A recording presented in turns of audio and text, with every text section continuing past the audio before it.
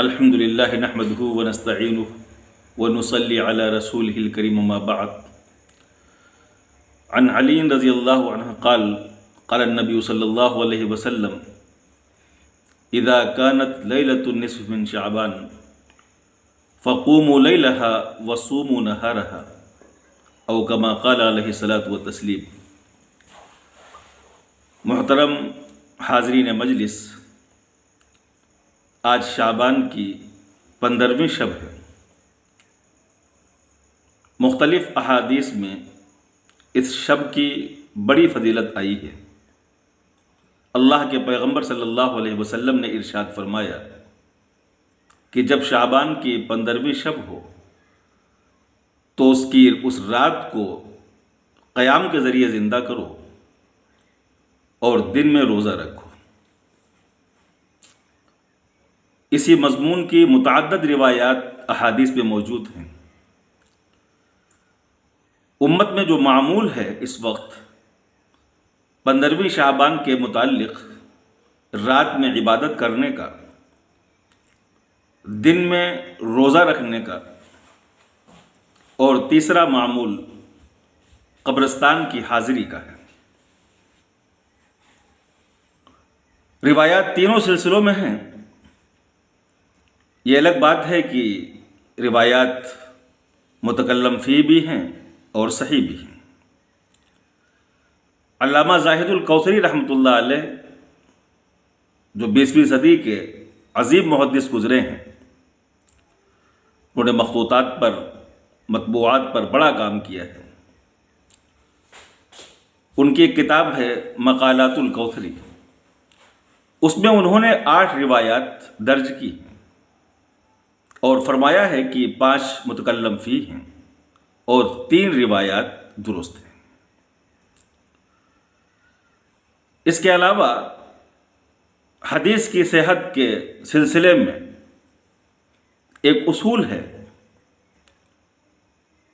کہ جب کوئی چیز امت میں معمول بہا رہی ہو، اذا تلقته الامة بالقبول قد يحكم للحديث بالصحة اذا تلقته الامة بالقبول وان لم يكن له اسناد صحیح. کہ کوئی عمل اگر امت میں اس طرح معمول بہا رہا ہو، اگرچہ صحیح سند موجود نہیں ہو، لیکن اس کی صحت پر حکم لگایا جائے گا. یہ تینوں معمولات جو امت میں رائج ہیں، وہ امت کے پہلے طبقے سے اب تک جو محدثین، فقہا، صالحین موجود رہے ہیں، ان کے یہاں شب برات کی رات میں قیام اور دن میں روزہ کا معمول رہا ہے. یہ الگ بات ہے کہ بر صغیر میں بہت سے اضافے دوسری عبادات کے ساتھ جس طرح ہوئے ہیں، وہ شب برات کے ساتھ بھی ہوئے ہیں. کہ رات میں جو اجتماع ہوتا ہے، دھوم ہوتی ہے، قبرستان پر جانے کا جو ہنگامہ ہوتا ہے، جو کھانے پکانے کا معمول ہوتا ہے، نئے کپڑوں کا اہتمام، ایک تہوار کی، ایک عید کی جو شکل دے دی گئی ہے، یہ چیز ٹھیک نہیں ہے. یہ غلو ہے اور یہ اضافہ ہے. چراغاں کرنا، پٹاخے داغنا، شور و غوغا کرنا، یہ چیزیں تو ویسے بھی درست نہیں ہیں. ججائے کہ شب برات کے نام پر ان چیزوں کو انجام دیا جائے. بہت سی جگہوں پر لوگ جلسوں کا، تقریبات کا نظام رکھتے ہیں. ان کی نیت پر کوئی شک نہیں. ان کا مقصد یہ ہوتا ہے کہ لوگ رات میں جاگیں گے ہی، اسی بہانے کچھ دیر بیٹھ کر دینی باتیں سن لیں گے. لیکن اصلاح کے لیے سلسلے میں یہ تو کیا جا سکتا ہے کہ اس طرح کے پروگرام ایک دن پہلے کر لیے جائیں، کچھ دن پہلے کر لیے جائیں یا بعد میں کر لیے جائیں. آج کی رات میں اس قسم کے اجتماعات کرنا، یہ بھی ایک قسم کی دھوم ہی ہے. یا ایسے ہی بہت سی جگہوں پر کچھ خاص عبادات مروج ہیں کہ نفلوں کی اتنی تعداد فلاں رکعت میں فلاں صورتیں پڑھی جائیں اور فلاں رکعت میں فلاں صورتیں اور مخصوص دعائیں، تو یہ مخصوص نمازیں اور مخصوص دعائیں اس وقت ثابت ہو سکتی ہیں جبکہ اس کے لیے کوئی مخصوص دلیل بھی ہو۔ اس کا ثبوت شریعت میں کہیں سے نہیں ہے۔ شریعت میں دین وہی چیز رہے گی جس کا قرآن اور سنت سے ثبوت ہو۔ خوش فہمی کی بنیاد پر یا ذوق کی بنیاد پر کوئی بھی اضافہ شریعت کے اندر نہیں کیا جا سکتا ہے۔ بہت سے لوگ جب انہوں نے یہ دھوم دھام دیکھی تو انہوں نے حکم یہ لگا دیا کہ یہ سب خرافات ہے، نہ روزے کا تعلق ہے کوئی شریعت سے اور نہ رات کی عبادت کا کوئی تعلق ہے۔ تو یہ بھی ایک قسم کی شدت ہے۔ اعتدال کا راستہ یہی ہے کہ روایات کے مجموعے سے جو بات ثابت ہوتی ہے کم سے کم مستحب درجے کی، وہ یہ ہے کہ رات میں انفرادی طور پر ذکر، تسبیحات، دعائیں، قرآن پاک کی تلاوت، قیام اللیل، یہ معمولات رکھے جائیں اور دن میں روزہ رکھا جائے۔ ہاں، اجتماعی طور پر یہ کام کرنے ٹھیک نہیں ہے۔ اجتماعی طور پر کام کرنے پر نکیر بھی آئی ہے۔ علماء احناف کے ہاں باضابطہ مسئلہ ہے،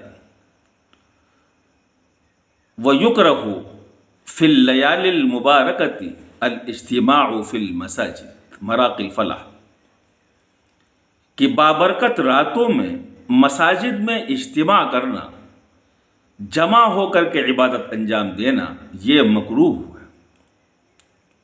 تو لیلۃ البرت بھی، اس میں بھی اجتماع مکروہ ہے۔ لیلۃ القدر میں بھی اگر باہر کے لوگوں کو بلا کر کے ایک جگہ بیٹھ کر کے اور یہی اجتماعی شکل اختیار کر کے اگر عبادت کی جا رہی ہے تو اس قسم کی بھیڑ بھاڑ اور اجتماع کرنا یہ بھی درست نہیں ہوگا۔ بہت سے لوگ 27ویں شب کو رمضان المبارک کی دور و دراز 100-200 کلومیٹر سفر کر کے صرف دعا میں شرکت کرنے کے لیے یا خاص جگہوں پر رات جاگنے کے لیے جاتے ہیں، سفر کرتے ہیں۔ یہ سفر بھی یہ درست نہیں ہے۔ اپنے مقام کے اوپر رہتے ہوئے یا جہاں انسان رہ رہا ہے یا گیا ہوا ہے، اتفاقی طور پر کسی بھی مسجد میں اپنے گھر کے حجرے میں رات میں عبادت کرے، نوافل ادا کرے اور صبح روزہ رکھے، یہ ایک محبوب عمل ہے اور مستحب عمل ہے۔ نوافل کا معاملہ یہ ہے کہ نوافل تو ویسے ہی اللہ رب العزت کے قرب کا ذریعہ ہے، وہ چاہے نفل صدقات کے ذریعے ہو یا نفل نمازوں کے ذریعے ہو۔ اور پیغمبر صلی اللہ علیہ وسلم کا نوافل ادا کرنے کا بہت اہتمام تھا۔ نفل روزے آپ مستقل ہر ہفتے رکھا کرتے تھے، نفل نمازیں آپ خوب پڑھا کرتے تھے، اور اس کی امت کو ترغیب بھی آپ صلی اللہ علیہ وسلم دیا کرتے تھے۔ ایک حدیث ہے کہ بندہ نفل ادا کرتا رہتا ہے، اللہ رب العزت کے قریب ہو جاتا ہے، اور ایک مقام وہ آتا ہے کہ اللہ رب العزت اس کی نگاہ بن جاتے ہیں جس سے وہ دیکھتا ہے، اللہ رب العزت اس کے کان بن جاتے ہیں جن سے وہ سنتا ہے۔ گویا کہ اس کی شخصیت پر اللہ رب العزت حفاظت کا سایہ ڈال دیتے ہیں اور اس کے کاموں کو اپنی حفاظت میں لے لیتے ہیں۔ اس کی سوچ درست سوچ ہو جاتی ہے، اس کی نگاہ درست نگاہ بن جاتی ہے، اس کی سماعت درست سماعت بن جاتی ہے۔ تو اسی طرح سے جس طرح عام دنوں میں ہم نفل ادا کرتے ہیں، آج کی شب میں ذرا زیادہ خصوصیت کے ساتھ، اہتمام اور توجہ کے ساتھ اللہ رب العزت کے بارگاہ میں حاضری، ذکر، دعا، التجا، آہوزاری، اپنے لیے اور پوری امت کے لیے دعاؤں کا اہتمام کریں۔ اور جس طرح دیگر دنوں میں نفل روزہ رکھنے کی فضیلت ہے، ثواب ہے، کل کے دن میں بھی ہم اسی طرح روزہ رکھیں۔ بہت زیادہ یہ بحث کا موضوع بھی نہیں ہے کہ اس کے ثبوت، عدم ثبوت، اسی پر گفتگو کی جائے، اور جو بھی وقت ہے اور اس وقت کو اسی طرح سے لایعنی بحثوں کے اندر گزار دیا جائے۔ جواز کی حد تک احادیث موجود ہیں، ثابت ہے، لیکن ان کو واجب نہیں قرار دیا جا سکتا کہ آدمی لازماً یہ کام کرے، یا جو لوگ اس کام کے کرنے سے رہ جائیں تو ان کے اوپر نکیر کی جائے، جو لوگ روزہ نہ رکھیں یا رات نہ جاگیں ان کو حقیر سمجھا جائے، ان کے اوپر طعنے کسے جائیں۔ یہ چیز بھی غلو ہے۔ جو چیز جس درجے کی ہے، نفل کے حد تک ہے، نفل کے درجے کی چیز انفرادی طور پر جتنا ہو سکے اتنا ادا کر لیا جائے۔ اللہ رب العزت ہم سب لوگوں کو دین کو درست طریقے سے سیکھنے اور اس پر عمل کرنے کی توفیق عطا فرمائے۔ وآخر دعوانا